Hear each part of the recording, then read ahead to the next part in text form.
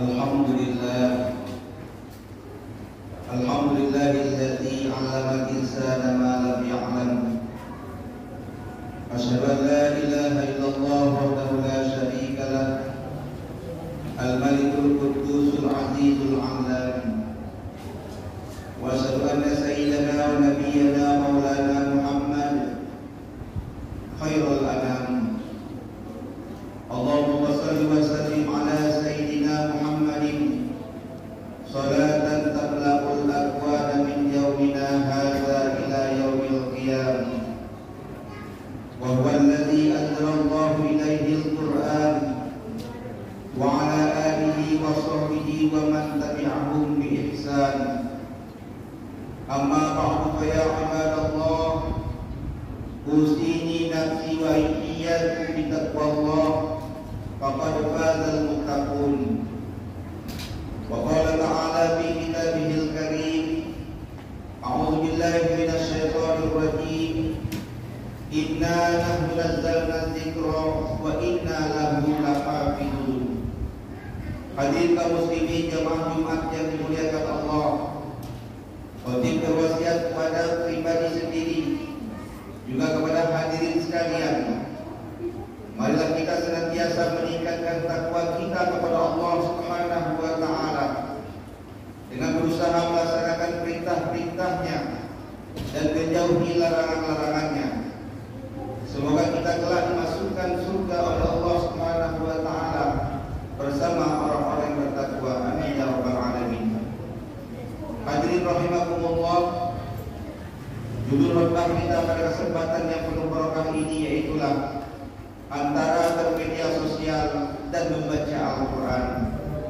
Kaum muslimin jemaah Jumat rahimakumullah, kita sekarang berada dalam era digital. Semua serba canggih. Hampir semua aktivitas kita selalu berkawan dengan mesin.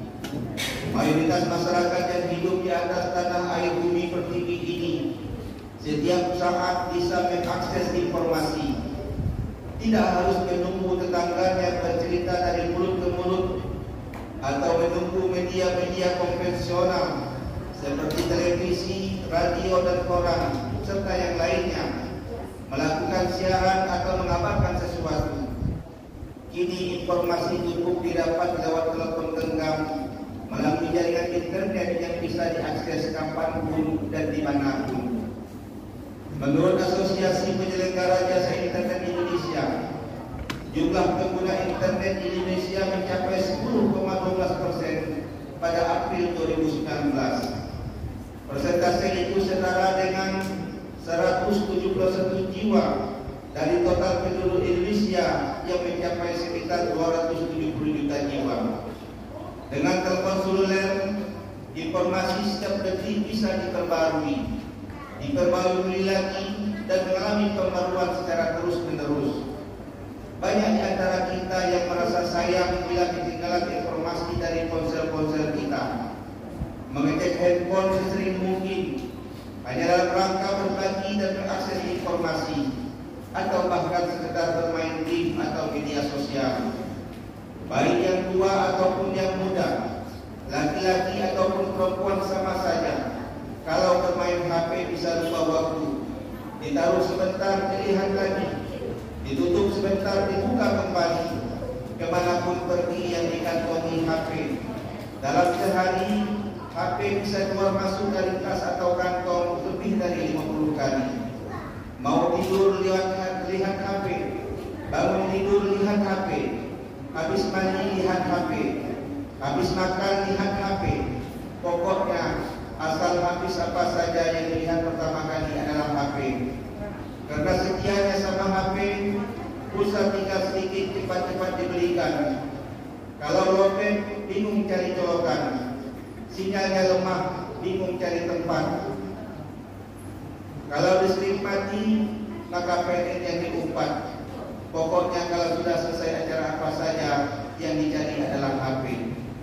Hadirin sekalian yang dirahmati Allah, dengan sedemikian besarnya pengakses informasi ini, mari kita muhasabah, introspeksi diri. Mari kita tanyakan kepada pribadi kita masing-masing, waktu kita untuk membuka HP di luar kebutuhan pokok keluarga dan kantor, apakah seimbang atau minimal sejajar dengan waktu yang kita luangkan untuk mengakses informasi dari Allah Subhanahu wa Ta'ala yang Maha menciptakan kita? Dalam sehari, berapa jam kita membuka HP dan berapa jam pula kita membuka Al-Quran? Jika informasi tidak penting atau bahkan informasi buruk saja yang selalu kita akses sepanjang hari, tidak heran bila kita kian jauh dari agama, sebab sikap yang kita ambil, teladan yang kita tiru tidak bersumber dari Al-Quranul Karim. Bagaimana orang akan mendapatkan keberkahan Al-Quran jika kita mengakses Al-Quran jarang-jarang atau bahkan tidak pernah sama sekali? Apakah artis-artis yang selalu diikuti kabar aktivitasnya di dunia ini kelak saat dia mati akan peduli dengan kita? Apabila jawabannya adalah tidak, maka selayaknya kita mengakses informasi yang telah memberikan syafaatnya kepada kita di hari kiamat, yaitulah Al-Quranul Karim. Abu Umamah Al-Bahili menceritakan, ia pernah mendengar dari Rasulullah SAW bersabda, "Iqra'ul Quran, fa innahu ya'ti yaumal qiyamah syafi'an li ashabi." Bacalah kalian Al-Quran, sesungguhnya besok pada hari kiamat ia akan menjadi pemberi syafaat bagi pembacanya. Hadis riwayat Muslim. Hadirin jemaah Jumat yang dimuliakan Allah, di dalam hadis Rasulullah SAW sangat banyak menyebutkan bagaimana keutamaan Al-Quran. Di antaranya adalah man qara'a harfan min kitabillah falahu hasanatun. Barang siapa yang membaca satu huruf saja dari kitabullah yakni Al-Quran, maka ia mendapat satu kebaikan. Wal hasanatu bi asyri amsalihha. Padahal setiap satu kebaikan akan dibalas oleh Allah dengan 10 kebaikan. La aqulu alif lam mim harfun. Aku tidak mengatakan, kata Rasulullah, alif lam mim itu terdiri dari satu huruf, walakin alifun harfun, walamun harfun, wa mimun harfun. Tapi alif dihitung satu huruf, lam dihitung satu huruf, dan mim dihitung satu huruf. Hadis riwayat Tirmizi. Berarti para hadirin, jika alif lam mim dihitung 3 huruf, maka 3 huruf tersebut masing-masing dikalikan 10 kebaikan menjadi 30 balasan pahala kebaikan yang diberikan Allah kepada orang yang membaca Al-Quran baru membaca alif lam mim saja. Tentu hal ini tidak akan sama dengan apa yang kita dapatkan saat kita membaca media sosial di HP selama apapun itu. Mengakses media sosial boleh-boleh saja dan itu tidak haram selama tidak ada maksiat di dalamnya. Tapi jangan sampai dengan mengakses media sosial itu kita lantas melupakan aktivitas kita untuk membaca Al-Quranul Karim. Hadirin jemaah Jumat yang dimuliakan Allah, dalam hadis dikatakan, man sabalahul Quran wa dzikri an mas'alati a'taituhu afdhala ma u'tisailin. Barang siapa yang selalu sibuk membaca Al-Quran dan berzikir kepadaku sampai-sampai dia tidak sempat meminta atau berdoa kepadaku, akulah yang akan memberikan kepada dia dengan pemberian terbaik sebagaimana yang saya berikan kepada orang-orang yang pernah meminta. Fadlu kalamillah subhanahu wa ta'ala ala sa'iril kalam kafadlillahi ta'ala ala khalqi. Keutamaan Al-Quran dibandingkan dengan semua perkataan itu bagaikan keutamaan Allah dibandingkan dengan semua makhluknya. Hadis riwayat Tirmizi. Dengan demikian, mari kita menjadi tahu, apabila kita ingin mendapatkan keutamaan yang setinggi-tingginya, maka kita perlu membaca Al-Quran. Keutamaan bacaan Al-Quran tidak akan sebanding dengan bacaan manapun, termasuk yang tersebar di media sosial. Oleh karena itu, mari kita membenahi diri kita. Jangan sampai kita merasa tidak punya waktu untuk membaca Al-Quran, tapi nyatanya kita punya banyak waktu untuk berlama-lama di media sosial. Kita sekarang sudah tidak punya alasan untuk repot membawa mushaf Al-Quran karena di dalam HP sekarang kita bisa memasang aplikasi mushaf Al-Quran. Kata Rasulullah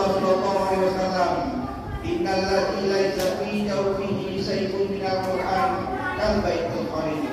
Orang yang di dalam tubuhnya tidak ada sama sekali Al-Quran itu bagaikan rumah yang rusak. Hadis riwayat Tirmizi. Mari kita menabung untuk kepentingan pribadi kita sebagai bekal akhirat dengan meluangkan waktu 5-10 menit dalam sehari semalam untuk berikan kepada Allah sebagai fasilitas hidup kita dengan membaca Al-Quran. Semoga kita dan keluarga kita semua termasuk orang yang diberi pertolongan oleh Allah Subhanahu wa taala untuk bisa berjalan dan menjalankan ibadah membaca Al-Quran sesuai dengan tuntunan syariat, sehingga kita tergolong orang yang bertakwa yang telah ketika kita meninggal dalam keadaan husnul khatimah. Amin ya rabbal alamin.